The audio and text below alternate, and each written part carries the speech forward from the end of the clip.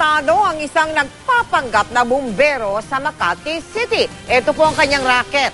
Naniningil siya ng hindi hihigit sa 3,000 piso kapalit ng Fire Safety Inspection Certificate na peke rin pala. Nakatutok si Emil Sumangil. Exclusive. Sa partikular na transaksyong ito sa isang tanggapan sa Makati Central Business District, nakuna ng CCTV video ang suspect. Kausap niya ang kinatawan ng kumpanya na nag-a-apply ng renewal para sa Fire Safety Inspection Certificate ng isang gusali.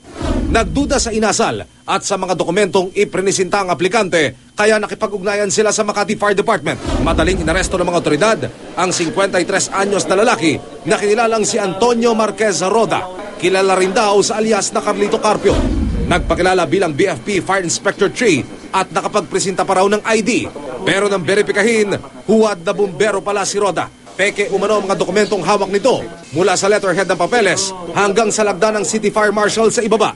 Ito, hindi ko to perma. Hindi ko yung signature. Wala kaming lumabas na ganitong papel. Itong taong ito, matagal na itong wala dito. Nalipat na. So, ito, hindi ko rin perma. Ang mga ganito, mayroon akong thumb mark. So, wala rin to sa control number namin. Hindi ito totoo. Halagang hindi higit sa 3,000 piso kapalit ng Fire Safety Inspection Certificate ang hinihingi raw ng suspect. Pero paalala ng BFP, dapat hindi sa tao, kundi sa mismong cashier's office, ibinabayad ang fee para sa anumang certificate na ini-issue ng ahensya.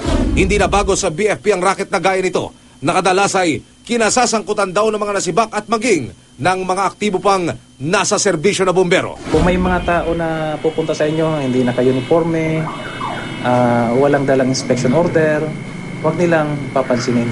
Ang suspect, kakasuhan daw ang sinasabi niyang 3 iba pang bumbero na nag-set up sa kanya na nagpapatakbo raw talaga ng racket na ito.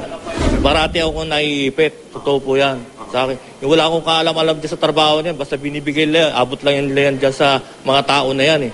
Kukolektahin nila yung pera, tapos bigla paalisin na nila ako. Emil Sumangil, Nakalerto, 24.